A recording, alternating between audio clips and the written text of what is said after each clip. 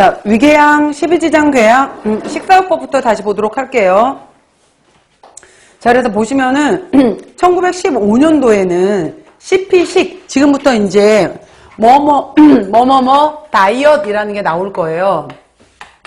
그럼 우리가 원래는 다이어트를 우리가 무조건 뭐 다이어트, 그럼 체중 감량으로만 알고 있잖아요. 그게 아니라 원래 다이어트라는 것은 어떠어떠한 식이다 이런 의미였잖아요. 그래서 CP 다이어트라고 했었는데 맨 첫 단계에는 뭐 통증이 너무 심하고 아파 죽을 것 같아 라고 했었을 때 우유하고 우유 크림을 넣은 음식을 하루 종일 이것만 준 거예요. 그렇게 되면은 당장 통증이 심해서 막 너무 힘들어.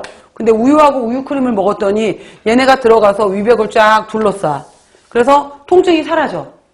그런데 문제는 이 사람들이 낫지를 않고 계속 통증을 더 호소를 하는 거예요. 왜 그럴까? 봤더니 맨 처음에는 당장은 얘네들이 괜찮은 것 같았지만은 시간이 지난 다음에 여기 안에 들어있었던 칼슘 여러한 것들이 오히려 공격인자가 되고 있었던 거예요. 그래서 아, 이게 옳지 않구나 라고 하게 되면서 우유는 하루에 한 컵 정도로만 쓰고 나머지 음식들을 자유롭게 먹자 이렇게 바뀌었어요. 이제는. 그래서 이제 CP식은 옳지 않은 걸로 봐요. 그래서 1915년도에는 이렇게 해서 우유를 주로 해서 고지방 고단백으로 했었지만은 최근에는 그냥 자유롭게 먹도록 해줘요. 그래서 소화 잘 되고 위에 자극 주지 않고 위 분비 촉진시키지 않고, 자, 궤양은 조직을 뚫어버렸다 그랬잖아요. 밑줄에 나 식사를 통해서 상처 회복 재생을 시켜줘야 되기 때문에 조직을 다시 만들어줘야 되겠어 라고 해서 비타민C와 양질의 단백질을 먹어야지 조직이 다시 만들어질 것이고,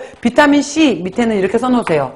얘네가 바로 결체 조직을 만드는 비타민C가 콜라겐 전구체 역할을 해요. 그래서 조직을 탄탄하게 만들어주는 콜라겐 전구체 역할을 한다 라고 해서, 우리가 비타민C 같은 경우에 면역 작용도 굉장히 크지만은 피부 노화를 억제하는 작용도, 왜냐면은 바로 피부의 결체 조직을 만들어서 피부를 탱탱하게 유지시켜주는 이러한 것들. 그래서 비타민C는 여기서 콜라겐 전구체로 역할을 하는 거고요. 좋은 것이라고 나온 것은 생각해보면 부드러운 것들이에요. 우유, 유지방 약간, 그 다음에 시금치, 근대, 당근, 연한 상추, 애호박 등의 부드러운 채소, 두부, 흰살 생선 이런 것들이고, 피해야 되는 것은 아까 팥 얘기했잖아. 팥은 위벽을 자극하고 위산 분비를 촉진해.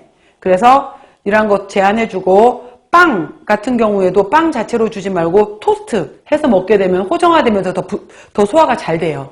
그래서 토스트 형태로, 같은 감자지만은 감자 삶은 건 오히려 줄 수 있지만 감자 튀김, 기름을 이용한 건 주지 말아라 이러한 거고요. 채소 중에서도 자극적인 것들 있잖아요. 그 향미가 강하다든지 이런 것들, 그 다음에 섬유소가 너무 많은 것들, 미나리, 갓, 피망, 생고추, 파, 양파는 위를 자극하기 때문에 심한 사람들한테 제한하겠죠. 저는 개인적으로 지금 나온 채소들 굉장히 좋아하는데, 개인적으로 저는 생마늘을 잘 못 먹겠더라고요. 고기 드실 때 꼭 생마늘을 통으로 막 씹어서 드시는 분들이 있잖아요. 저는 그 생마늘을 먹기 시작하면은 입이 냄새가 문제가 아니라 먹는 순간부터 막 속이 아려오기 시작하는 거예요. 그리고 예전에 무교동 낙지집 이런 데 갔었다가 이제 하도 유명하대 이렇게 해서 이제 저희 남편하고 이제 둘이 갔다가 낙지 2인분을 시켰어요. 볶음 낙지. 근데 뭐 매운 걸로 드실래 안 매운 걸로 드실래요 이러길래, 아, 매콤하게 먹어야지 매운 걸로 주세요 이런 거지. 그때는 이제 강도 이런 조절의 의미가 없었을 때. 그래서 매운 걸 주세요 이랬는데 딱 반찬으로 나온 게 콩나물 한 대접 나오잖아. 콩나물 한 대접에 국물 안 줘요 그랬더니 국물은 또 따로 시켜야 된다는 거예요. 뭐 조개탕 이런 게 막 그 당시에 뭐 2만 원, 2만 5천 원 이랬던 것 같아. 그래서 그냥 뭐 이 콩나물에다가 이거 먹지 뭐, 다른 반찬도 없어. 맨 콩나물밖에 없었는데 낙지볶음 2인분이 딱 나왔잖아요. 둘이 딱 한 젓갈을 딱 먹다가 둘이 눈치를 봤어. 근데 먹는 순간부터 딱 내려가기 시작하는데 아파오기 시작하는 거예요. 너무 아파서 못 먹겠는 거야. 그러다가 이게 지금 몇만 원이잖아. 그래서 이걸 보다가 둘이서 이렇게 다시 또 한 번 둘이 먹다가 그 다음에 이거 먹고 콩나물 한 3번 집어먹고 이러다가 두 젓가락째 먹다가 그만 먹자. 우리 이거 먹은 다음에 오히려 약값이랑 병원비가 더 나올 것 같아. 포기했다니까요. 진짜 먹는 순간 아리고 아프고 이 정도가 너무 그날 먹었던 게 그날 게 그랬던 것 같아요. 전체적으로 다 그랬다는 게 아니라. 근데 정말 먹는 순간 통증을 느낄 수 있을 정도로 심하게 느껴지는 건데 그런 것도 너무 강하게 자극하는 것들 해당이 되는 거죠. 자, 과거에는 궤양치료에 무조건 자극하지 말아라 라고 해서 저섬유소를 권장했지만은 여러분 봐봐. 이것도 굉장히 중요한 건데 어차피 섬유소라는 것은 우리 몸에서 소화흡수가 안 돼. 근데 섬유소 중에서도 물하고 녹을 수 없는 불용성 섬유소가 있고 물에 녹을 수 있는 수용성 섬유소가 있잖아요.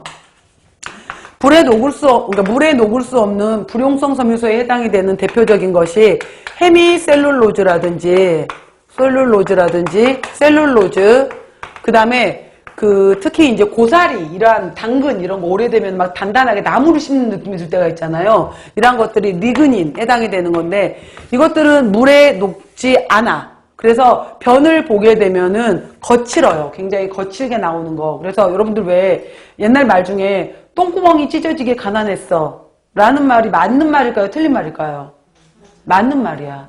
그러니까 지금 딱 이 시기에 3월, 4월, 5월을 넘어가면서 10월에 추수했던 이제 곡물 다 먹어버리고 없어, 쌀.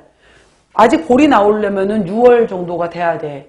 지금 이 시기에 먹을 게 아무것도 없는 거예요. 그러니까 이제 들판에 나가서 뭐 나오고 있는 쑥부터 시작해서 뭐 나물류, 채소, 그 다음에 그것도 안 되면 나무 껍질, 연한 나무 껍질을 벗겨다가 먹어. 다 이러한 것들이에요, 전부 다.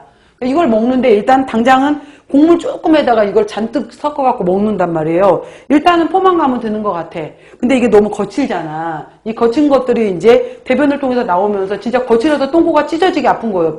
그래서 똥꼬가 찢어지게 가난했다라는 말이 맞는 말인 거야. 이것 때문에. 이게 바로 이제 불용성 섬유소 같은 경우에는 그래서 주로 이제 얘네들은 변비 이런 데에 있어서 이러한 장, 배변작용의 역할을 할 때는 우리가 이제 불용성 섬유소는 변비나 배변에 굉장히 필요하다. 먹어줘라. 이렇게 얘기하는 건데 수용성 섬유소 같은 경우에는 물하고 녹을 수 있는 것들이에요. 과일 속에 들어있는 팩틴, 그 다음에 한천이라든지 여러 가지 해조류 속에 들어있는 한천 성분들, 그 다음 물하고 녹을 수 있는 검물질들, 이러한 것들 같은 경우에는 수용성 섬유소로 해서 이러한 것들은 오히려 물하고 만나서 소화흡수는 안 돼. 우리 몸에 당연히 섬유소니까 소화흡수는 안 되지만은 물하고 자작자작 녹을 수 있기 때문에 오히려 장 건강에도 좋은 거고, 이것들은 혈액 속의 당을 낮추는, 천천히 올려주고, 그 다음에 우리 혈액 속에 있는 콜레스테롤을 낮추는 중요한 기능을 하게 돼요. 그 다음에 나중에 나오겠지만은 설사 환자들 같은 경우에도 장을 자극하는 불용성 섬유소는 제한해주지만은 수용성 섬유소 같은 경우에는 오히려 수분을 끌어당겨서 내 몸에 수분이 오랫동안 머물게 도와주는 역할을 해요. 그래서 옛날에는 무조건 섬유소 먹지 말아라. 자극하기 때문에 이랬다면은 지금은 환자의 상태에 따라서 수용성 섬유소는 괜찮다. 이렇게 얘기를 하는 거예요. 수용성 섬유소 쪽은. 그래서 수용성 섬유소는 오히려 궤양 치료에 도움이 될 수 있다. 꼭 정리해놔, 이거. 여러분, 기본 내용이야.